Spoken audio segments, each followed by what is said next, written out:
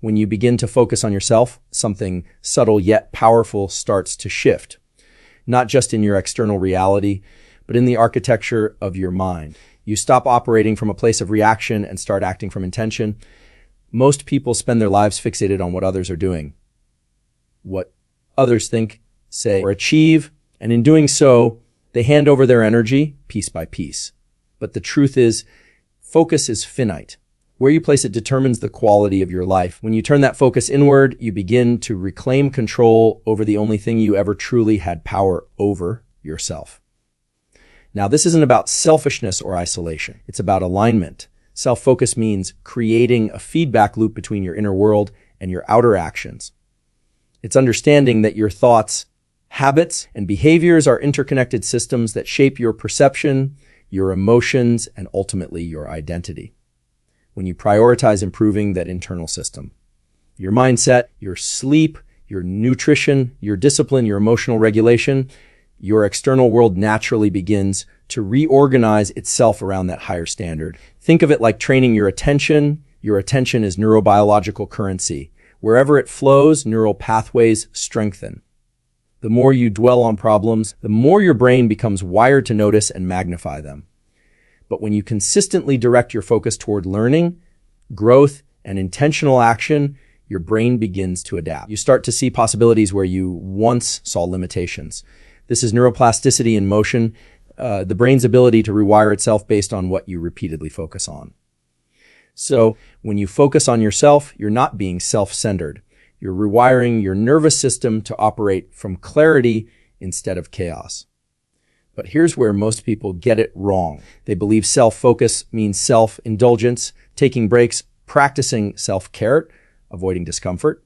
In reality, it's the opposite. Self-focus is discipline. It's about doing the things that align with your long-term goals, not your short-term feelings. It's about being honest enough to confront the habits and thought patterns that keep you stuck. That's not always comfortable. In fact, it rarely is. Growth often begins in discomfort because that's where your brain learns resilience. Focusing on yourself also requires detachment, not from people, but from noise, from the endless stream of external validation that conditions you to look outward for meaning. When you detach, you create space for introspection. You start to ask deeper questions. What do I actually value? Kind of person am I becoming? What does my current behavior say about my priorities? That level of awareness transforms everything because you can't change what you're not aware of.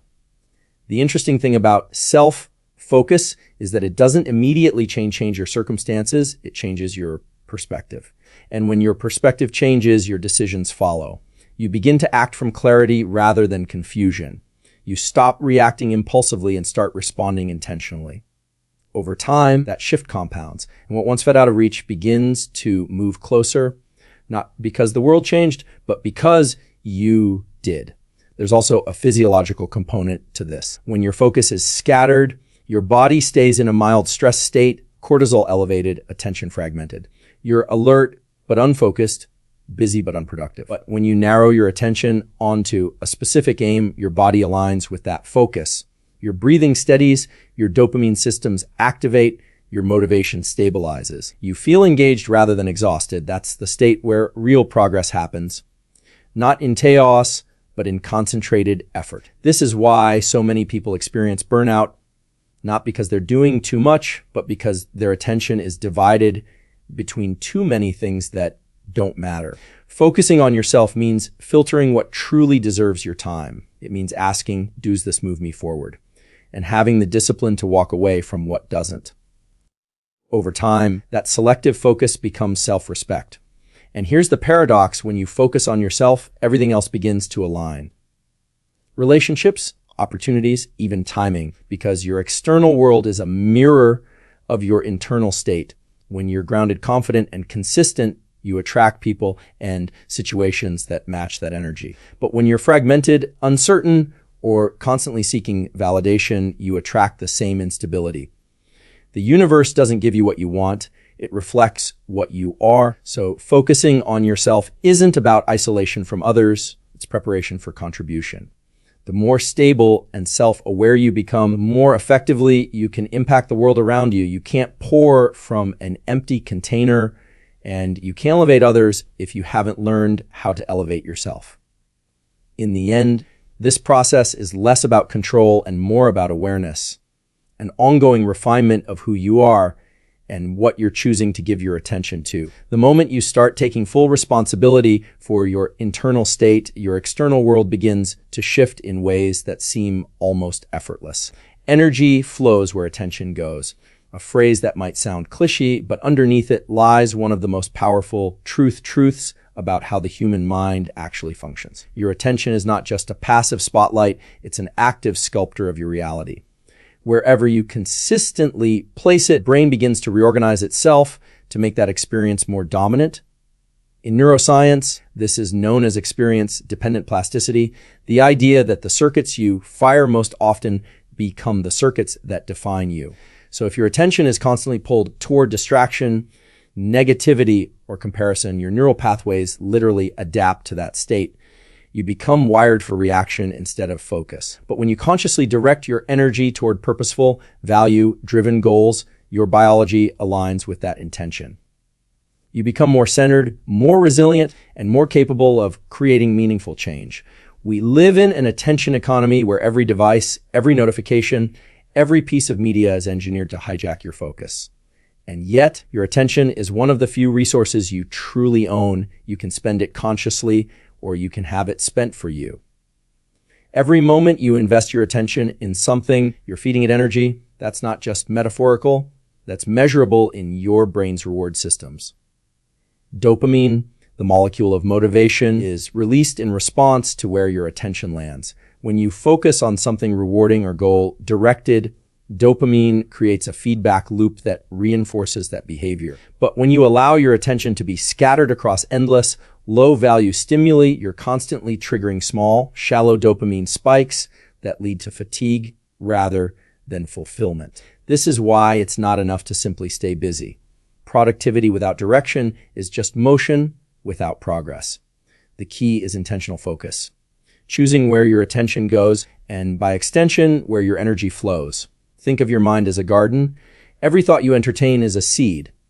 If you water distractions, doubts, and worries, that's what grows. But if you nurture discipline, learning, and purpose, your internal environment begins to flourish.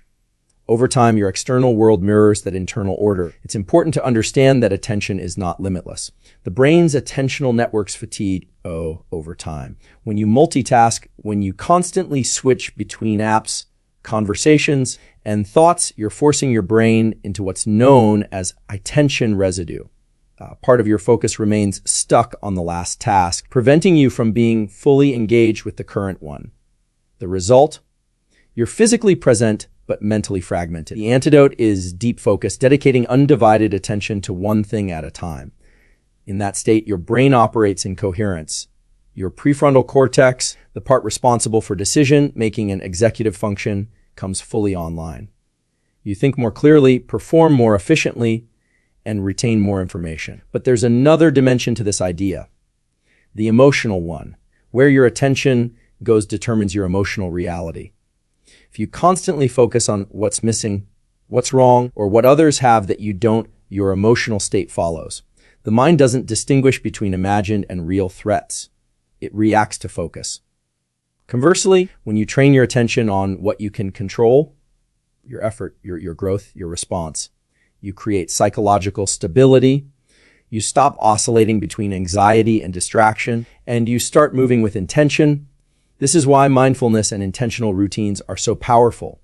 They're not abstract wellness practices, they're tools for reclaiming your attention. Simple actions like journaling, breath work, or structured goal-setting act as anchors for the mind. They bring your focus back from the chaos of the external world into the clarity of the present moment. Over time, this builds what psychologists call attentional control, the ability to hold focus even in the face of distraction. It's not about eliminating noise, it's about learning not to be moved by it. When your attention becomes disciplined, your energy becomes potent. You start seeing results not because life suddenly gets easier, but because your internal friction decreases. You're no longer wasting energy on what you can't control. You're channeling it toward what truly matters. And here's the paradox. The more focused you become on your own process, the more your external results begin to compound. It's as if life starts to cooperate with your direction. People notice your consistency. Opportunities start aligning, but it's not luck. It's the natural consequence of concentrated energy. And yet this kind of focus requires courage, because the moment you decide to channel your energy inward toward growth, mastery, or purpose, you'll inevitably confront resistance. You'll feel the pull of old habits, the temptation of easy distractions. But that resistance is a signal that you're moving in the right direction. Growth always triggers friction. The brain resists uncertainty because it prefers predictability, even if that predictability keeps you stuck. But if you can hold your focus through that discomfort, something extraordinary happens, your baseline shifts, what once felt difficult becomes normal. What once drained your energy now fuels it. Ultimately, focus is a form of respect for yourself, your time, and your potential. Every moment you allow distraction to dominate, you're teaching your brain that your attention can be taken. Every moment you reclaim it, you're reinforcing the belief that your life moves in the direction of your choosing. So remember this, your attention is not just observing your life, it's constructing it. The things you repeatedly focus on become the architecture of your mind and the landscape of your future. Transformation doesn't happen in public. It happens in silence. It happens in the moments when no one is watching, when the world is quiet, and the only thing you can hear is your own internal dialogue. That's where real change begins. Because transformation is not an event, it's a process of gradual recalibration, the reorganization of your identity through countless small decisions that no one else sees. We tend to celebrate visible success, the achievement, the recognition, the external milestones. But those are just the byproducts. What actually drives transformation is what happens beneath the surface of the nights you stay disciplined when it would be easier to drift, the mornings you get up when motivation is gone, the countless internal negotiations where you choose growth over comfort. These are the invisible battles that reshape the mind, the nervous system, and the self. In neuroscience, there's something called Evan neuroadaptation, the way your brain adjusts to repeated experiences. Every time you make a decision aligned with discipline, your brain strengthens the neural circuits associated with self-control. Every time you delay gratification, you train your dopamine system to derive satisfaction from effort, not outcome. Over time, this shifts your baseline motivation. You begin to crave the process itself. That's how transformation sustains itself, through silent repetition. The work compounds even when no one notices, especially when no one notices. But silence is uncomfortable for most people. It forces you to confront yourself, your doubts, your inconsistencies, your inner noise. And yet, that confrontation is necessary because silent emptiness, it's information. It reveals what you've been avoiding. When you strip away the distractions, the social validation, the external noise, you come face to face with your raw patterns, the truth about who you are and what still needs work. That's where the real transformation begins, in honest self-observation. Philosophically, this has been understood for centuries. The Stoics spoke about eudaimonia, that true fulfillment comes from living in alignment with your highest values, not external applause.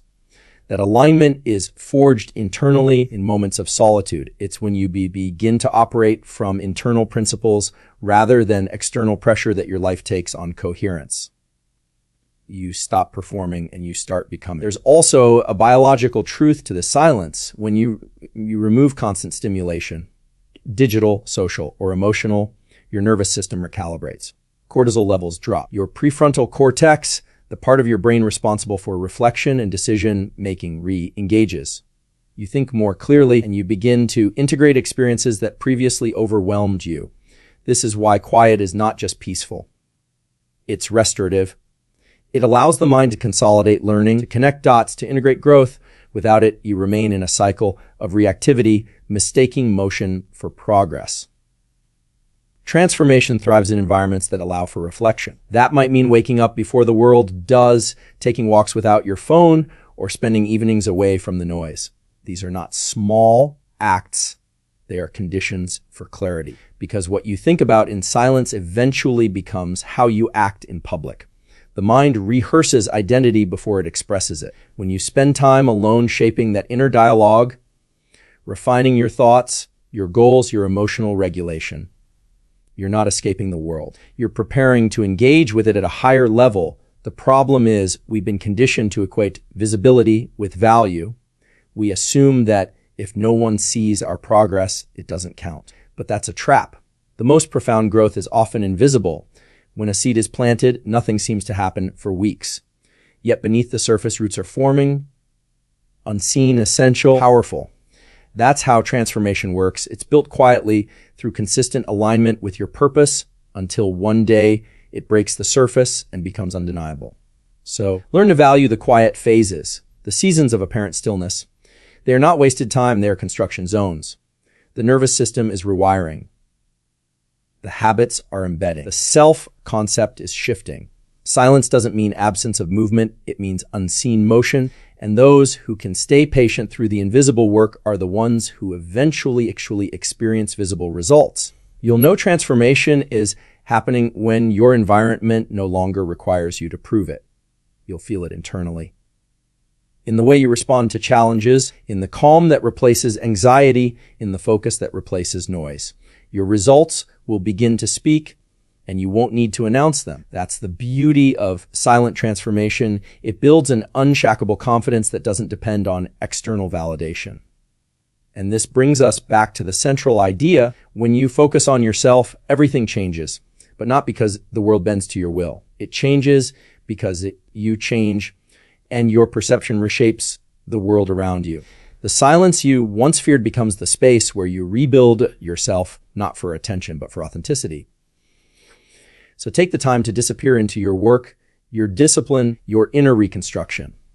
Step away from the noise long enough to hear your own signal. Because the moment you stop broadcasting and start building, everything around you begins to align.